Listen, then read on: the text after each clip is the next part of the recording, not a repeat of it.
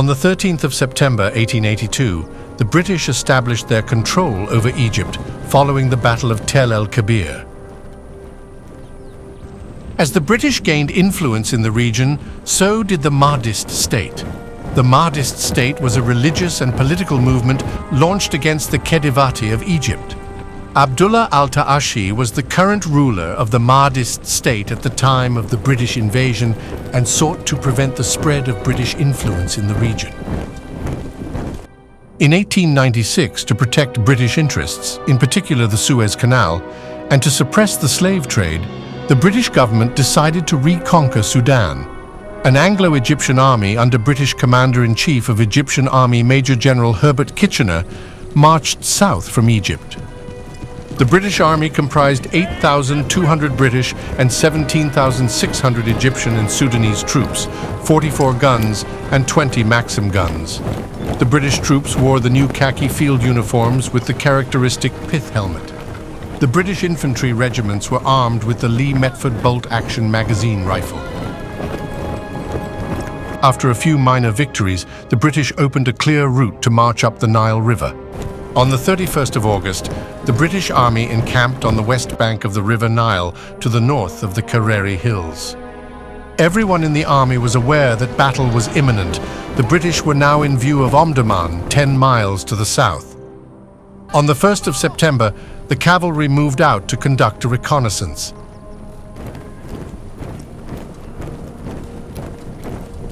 At about 11 a.m., the cavalry spotted a fence in the distance, and so they paused to watch it. The fence began to move towards them, and the cavalrymen realized that what they had taken as a fence was in fact a 4-mile-long wall of armed warriors, now hurrying towards them. There appeared to be around 55,000 men, moving in 5 great divisions. The Mahdists had also set up batteries along the banks of the River Nile in case of a British naval attack. At about the same time, the British gunboats on the Nile moved upstream towards Omdurman and engaged the Mahdist batteries on each bank of the River Nile. The Mahdist cannons were no match for the weapons and crews of the gunboats and were destroyed.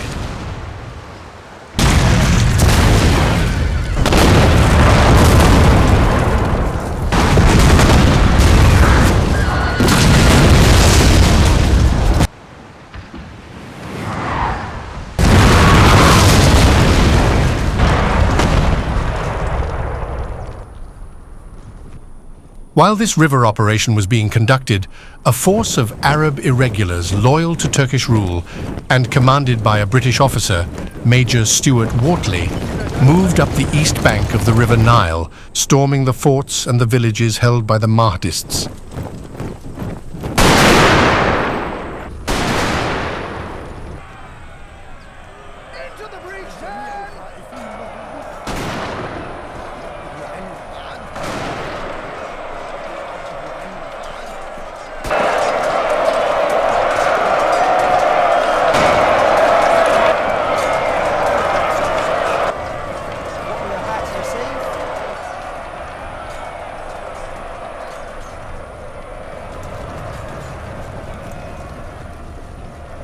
The British cavalry, who had been sent out on a reconnaissance earlier, returned to the main British force with news of the large Mahdist army. The main body of the British army, comprising the infantry, artillery, and supplies, was halted along the River Nile, centered on the village of El Egeiga. Kitchener quickly arrayed his force in an arc around the village once he had learned of the Mahdist force.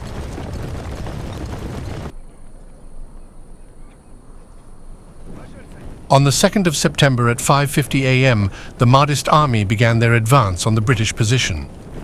8,000 men under Osman Azrak advanced straight at the waiting British, quickly followed by about 8,000 of those waiting to the northwest, a mixed force of rifle and spearmen.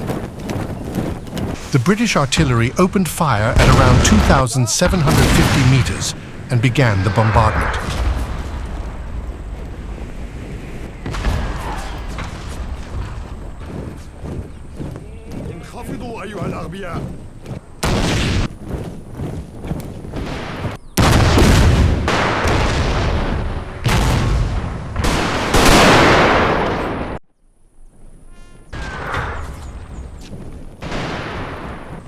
It was at this point when Lieutenant Ali Wadhelu's men headed for the Carary Hills, with instructions to await the outcome of the fight in the plain. If the British army began to march towards Omdurman, he was commanded to emerge from the Carary Hills and attack the British army in the rear. However, Broadwood was positioned in the Carary Hills with the Egyptian cavalry and the Camel Corps on the western end of the hills. The Mahdist cavalry attacked this position and hand-to-hand combat broke out.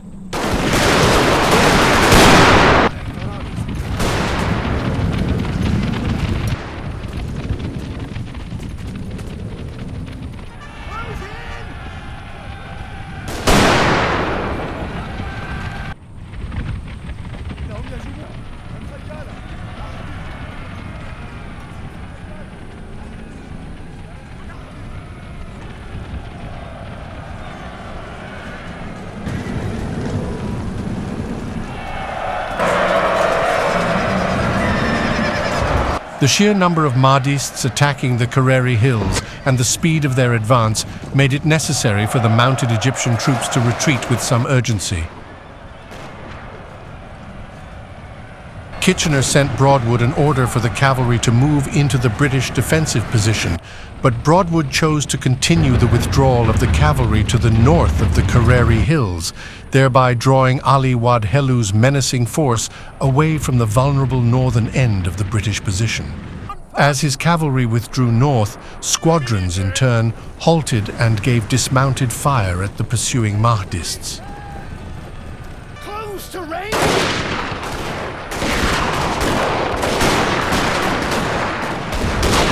The two gunboats sailed north up the River Nile and fired in support of Broadwood.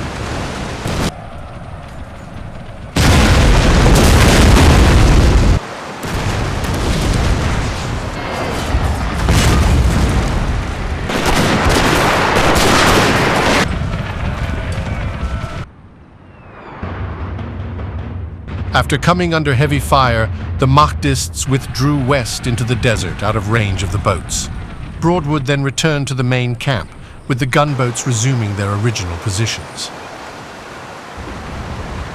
In the central plain, another Mahdist division joined the main body advancing on the British position, making the attacking force around 20,000 warriors.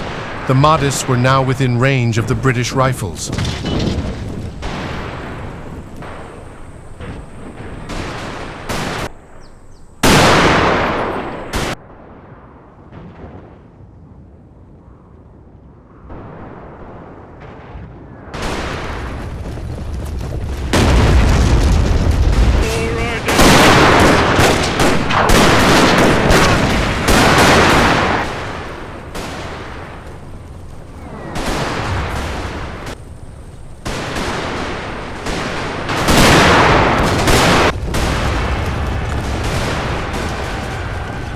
The leader of the center attack, Osman Azrak, rode on until he was shot.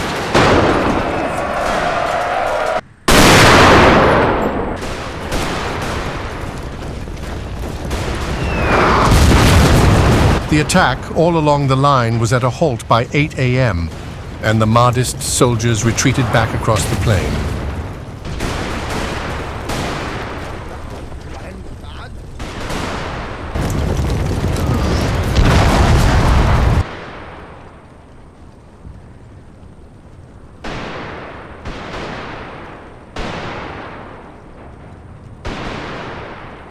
Kitchener was anxious to prevent the Mahdist army from escaping back into Omdurman and continuing their resistance in the streets of the city.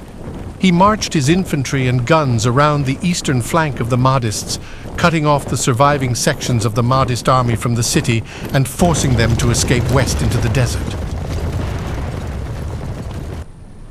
The British sent out the 21st Lancers to scout out the area as the main British force began their march to Omdurman. They soon spotted a force of around 400 Mahdists drawn up in a shallow hollow. The 21st Lancers engaged in the largest British cavalry charge since the Crimean War.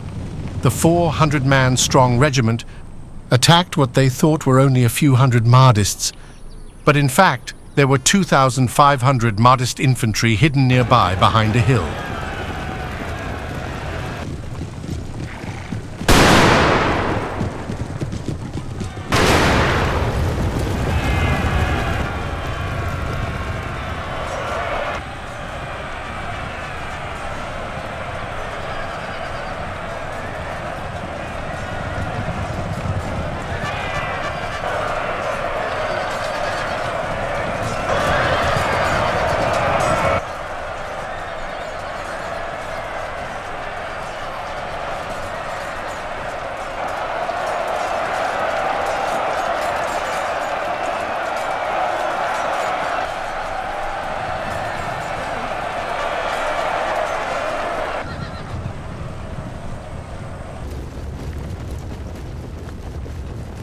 After a fierce clash, the Lancers drove them back.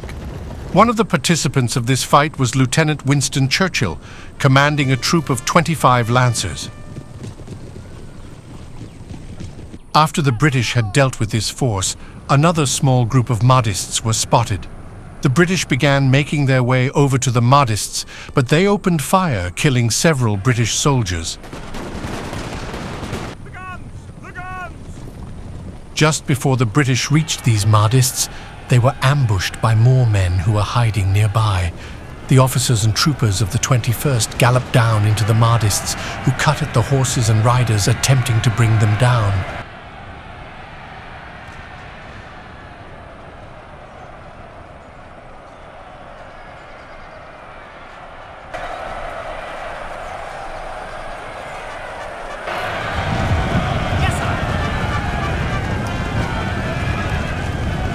The Mahdists were eventually forced off the field.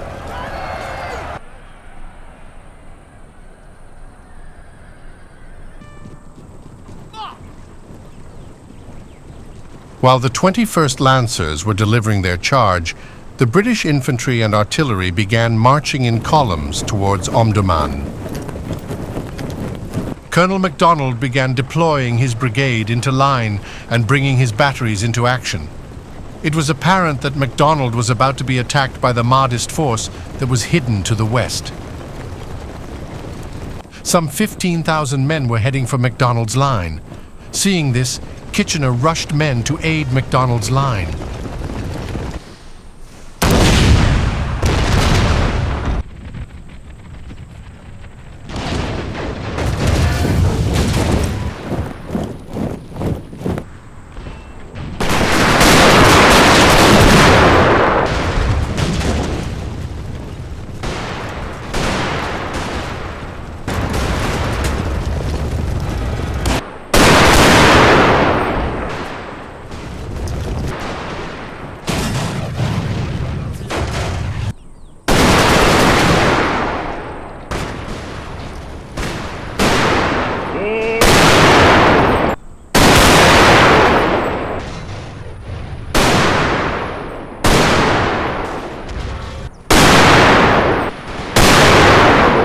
Substantial casualties were inflicted on the Mahdists, who began to break up. The Mahdist forces to the north had regrouped too late and entered the clash only after the force in the Central Valley had been routed.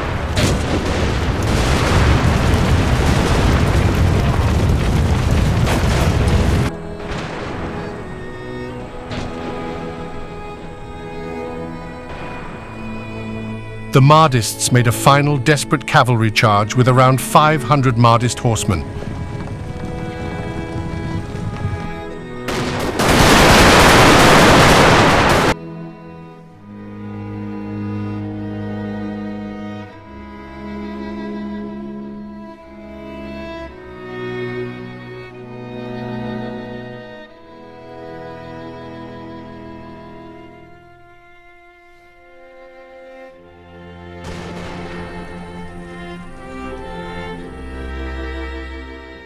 This charge was utterly destroyed.